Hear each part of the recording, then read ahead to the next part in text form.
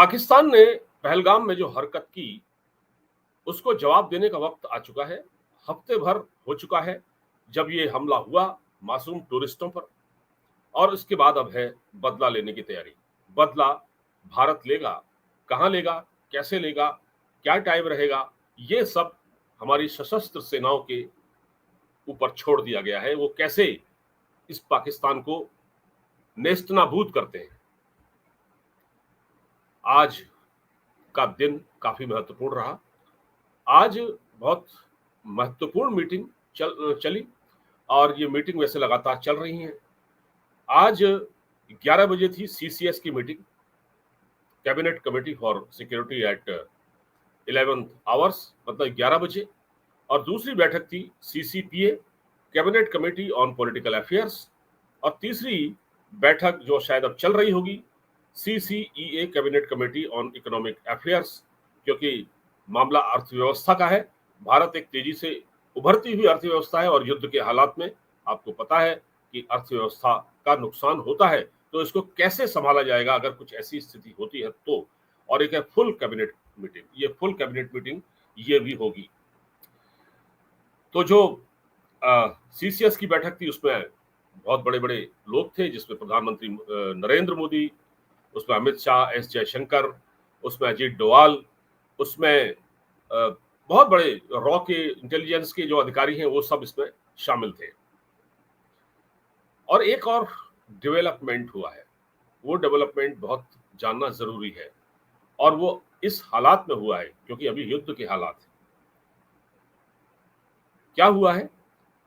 जो national security advisory board है, उसका पुनर्गठन किया गया है, और उसमें कुछ नए सदस्यों को शामिल किया गया है।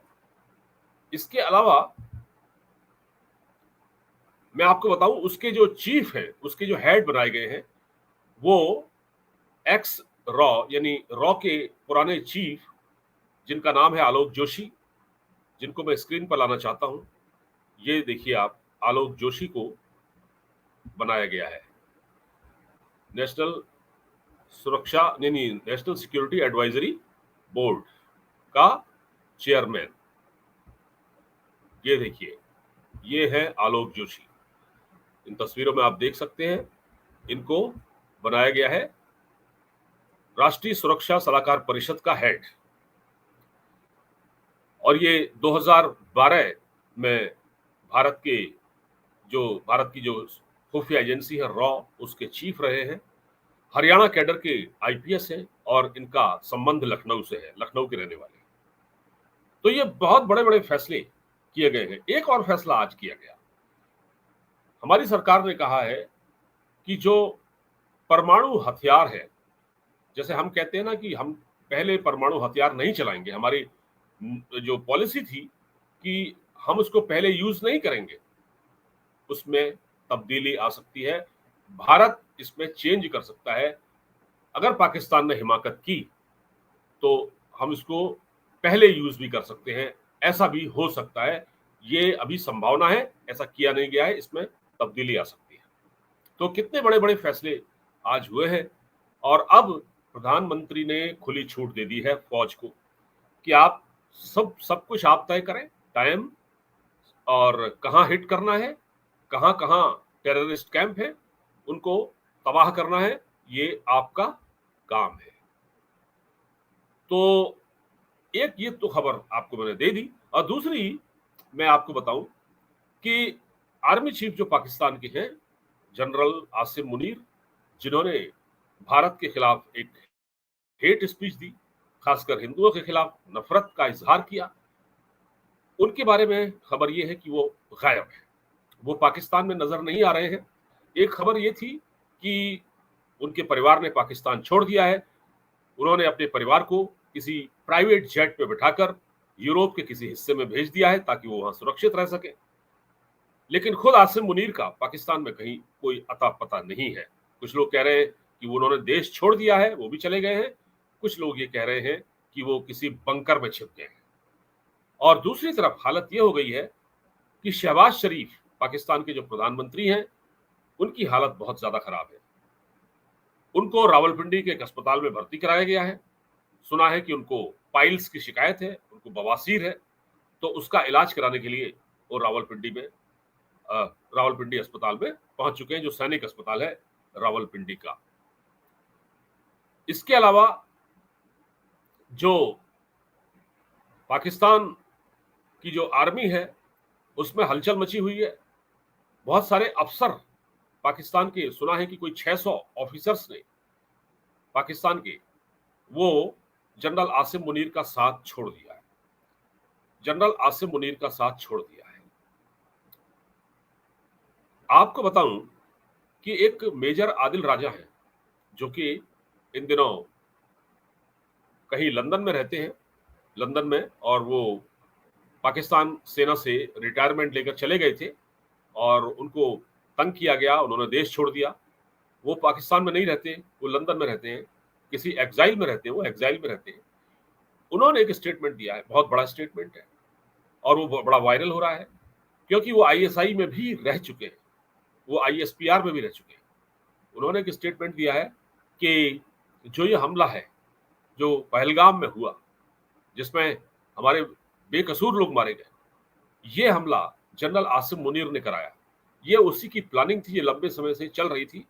वजह यह है कि जनरल आसिम मुनीर पाकिस्तान में बहुत अलोकप्रिय हो गए, लोग उनको बिल्कुल पसंद नहीं करते हैं, और इस वजह से उन्होंने अपने आप को प्रासंगिक साबित करने के लिए पब्लिक का जो पब्लिक का ध्यान दूसरी तरफ डाइवर्ट करने के लिए, ताकि बाकी मुद्दों से उनका दिमाग हट सके, उन्होंने ये भारत पर हमला कराया। और इसकी प्लानिंग काफी लंबे समय से चल रही थी। ये मेजर आदिल फारूक राजा मेजर आदिल फारूक राजा ने ये बात बताई है। ये आईएसआई में काम कर चुके हैं। इस तरह की खबरें सामने निकल कर आ रही हैं। और सबसे बड़ा डर जो मैं बताऊं आपको, पाकिस्तान ने एक प्रेस कॉन्फ्रेंस की, पाकिस्तानियों ने, और पाकिस्तान के मंत्री हैं, उन्होंने एक प्रेस कॉन्फ्रेंस की रात 2 बजे उन्होंने एक डर के माहौल में एक प्रेस कॉन्फ्रेंस की, कहा कि भारत हम पर हमला कर सकता है। अब आप बताइए, रात 2 बजे आप प्रेस कॉन्फ्रेंस कर रहे हैं, रात 2 बजे, ये दिखाने के लिए, अपने अपने अपने लोगों को ये बताने के लिए कि देखिए भारत हम पर कभी भी हमला कर सकता है। और देखिए, सबसे बड़ी बात मैं आपको बताऊं कि पाकिस्तान को इस दुनिया में एक टर्की या चाइना को अगर छोड़ दिया जाए, चाइना तो खुलकर आप इनके साथ आ चुका है, टर्की भी साथ है, इसके अलावा कोई दूसरा मुल्क इनका साथ नहीं दे रहा है। इसकी वजह से ये बहुत परेशान है। और आप समझिए दोस्तों, अगर युद्ध हुआ और अगर फर्ज कीजिए, अगर पाकिस्तान ने परमाणु बम का या न्यूक्लियर वेपन्स का इस्तेमाल कर दिया, तो आप अंदाजा लगाइए कि हिंदुस्तान की बात छोड़िए आप, हम तो निपट लेंगे, पाकिस्तान बर्बाद हो जाएगा, क्योंकि उस पर दुनिया भर से सैंक्शन लग जाएंगे। यूएन के उस पर अमेरिका सैंक्शन लगा देगा, उस पर ऐसे सैंक्शन लगेंगे जिससे वो उसकी जो तबाहाल अर्थव्यवस्था है वो और भी ज्यादा उसका कबाड़ा हो जाएगा। अभी तो हमने पानी रोका है, एक ही स्टेप लिया, उसी से हाहाकार मच गया। और वहां खुद ही पाकिस्तान में जो पंजाब और सिंध के बीच जो पानी आता है, सिंधु नदी का, उसको लेके झगड़ा हो गया है। लोग सड़कों पर बैठे हुए हैं वहां पर, और वहां पर मारा मारी मची हुई है। पाकिस्तान के पीओके में प्रदर्शन हो रहे हैं, धरने प्रदर्शन, और वहां फौज के खिलाफ आवाज उठ रही है, बगावत हो गई है वहां पर। बहुत बुरी स्थिति है, आप इसको इमेजिन कीजिए। और ऐसी स्थिति में अगर भारत इन पर हमला कर देता है, फिर क्या होगा? फिर तो कुछ नहीं बचेगा। और इस बार तैयारी बहुत जबरदस्त है, हर लेवल पर चीजों को देखा जा रहा है। भारत सरकार ये भी देख रही है कि हमें अपनी अर्थव्यवस्था भी देखनी है। जाहिर है, जब लड़ाई झगड़े होते हैं, युद्ध होता है, तो निश्चित रूप से अर्थव्यवस्था को नुकसान होता है। तो हमको वो भी देखना है, क्योंकि पाकिस्तान तो यही चाहता है ना। पाकिस्तान और चाइना, पाकिस्तान यानी चाइना का प्यादा और चाइना का बगल बच्चा, पाकिस्तान यही चाहता है और चाइना भी यही चाहते हैं कि भारत जिस तेजी से उभर रहा है इकोनॉमिकली, उसको हम नीचे लाएं, क्योंकि पाकिस्तान के पास तो कुछ है नहीं और वो भारत को हमेशा जख्म देने के मूड में रहता है। उनकी तो पॉलिसी है कि हम घास खा लेंगे लेकिन भारत को हम परेशान करते रहेंगे। ये तो पिछले 100 साल से चल रहा है। तो आप सोचिए कि हमें इससे कैसे निपटना है। लेकिन इस बार ये कोशिश की जा रही है कि जो रूट कॉज है आतंकवाद के, आतंकवादी तो एक व्यक्ति है और उसको वहां से फरमान मिला है, वो यहां मरने के लिए ही आता है। ठीक है, आतंकवादी मरने के लिए आता है। एक आतंकवादी मरता है तो 50 और पैदा हो जाते हैं, 100 पैदा हो जाते हैं। वो कॉकरोच की तरह होते हैं, वो पैदा हो जाते हैं। खटमल है वो पैदा हो जाता है। एक मरता है 10 पैदा हो जाते हैं। उससे क्या फर्क पड़ता है? लेकिन जिस तरह से वो हमारे वहां नुकसान पहुंचा रहे हैं, हमको उनके रूट कॉज पर जाना पड़ेगा। जो लोग इनको पैदा कर रहे हैं उस पर हमको हिट करना है। जो लोग इसको पैदा कर रहे हैं, पैदा कौन कर रहे हैं? आईएसआई और पाक आर्मी। जब तक पाकिस्तानी आर्मी के पंजाबी अफसरों को नहीं मारा जाएगा चुन चुन के, तब तक ये प्रॉब्लम बनी रहेगी। आज आसिम मुनीर है, कल को कोई और होगा। और पाकिस्तान के किसी भी आर्मी चीफ का ये मकसद होता है कि वो भारत पर हमला करे और इसका क्रेडिट ले, पब्लिक का ध्यान डाइवर्ट करे। देश में कुछ हो ना हो, कोई देश में भुखमरी हो, फटेहाली हो, उससे कोई मतलब नहीं। और उसके बाद उसको लंदन शिफ्ट हो जाना या अमेरिका शिफ्ट हो जाना। पाकिस्तान के जनरल कहाँ रहते हैं? विदेशों में रहते हैं। उनके बच्चे विदेशों में पढ़ते हैं। और जो भूखे हैं वो पाकिस्तानी है, आम जनता है, उसकी वो कौम जो है भूखे मर रही है। उनको इसकी परवाह थोड़ी है। कोई ऑस्ट्रेलिया में जजीरा लेके रह रहा है। तो बेसिकली आतंकवाद एक नासूर है और इस नासूर की जो जो जड़ है ना, जहां से ये पैदा होता है, हमको उस पर अटैक करना पड़ेगा। क्योंकि ये आतंकवादी तो आते रहेंगे और इनको हमारी फौज मारती रहेगी, लेकिन ये तो मरने के लिए आते हैं।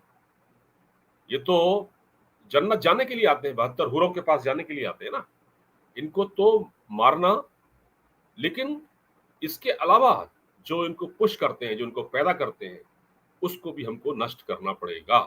इस बार भारत सरकार बहुत एग्रेसिव है और इस ये देखा जा रहा है। अब देखिए, प्रधानमंत्री मोदी ने अपना रूस का दौरा रद्द कर दिया।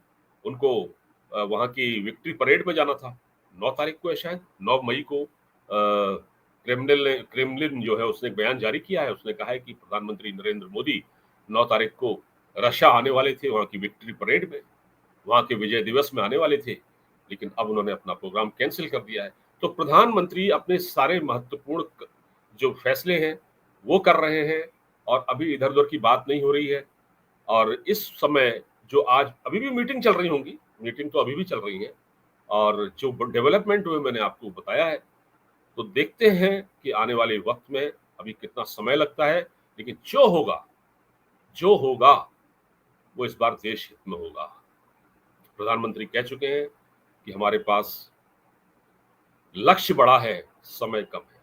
लक्ष्य बड़ा है, समय कम है। इसी से आप अनुमान लगाइए कि गंभीरता कितनी है। तो दोस्तों, फिलहाल इस बातचीत में इतना ही। और आपको अगर मेरा ये वीडियो पसंद आया हो, इसको शेयर कर दीजिएगा, चैनल को सब्सक्राइब कर लीजिएगा, वीडियो को लाइक और शेयर करना बिल्कुल मत भूलिएगा।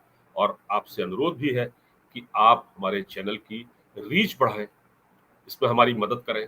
आप हमारे सब्सक्राइबर बढ़ाने में मदद करें। आप सब्सक्राइब करें, वीडियो को लाइक करते रहें, जिससे ये ज़्यादा से ज़्यादा लोगों तक पहुंच सके। नमस्कार, जय हिंद, जय भारत।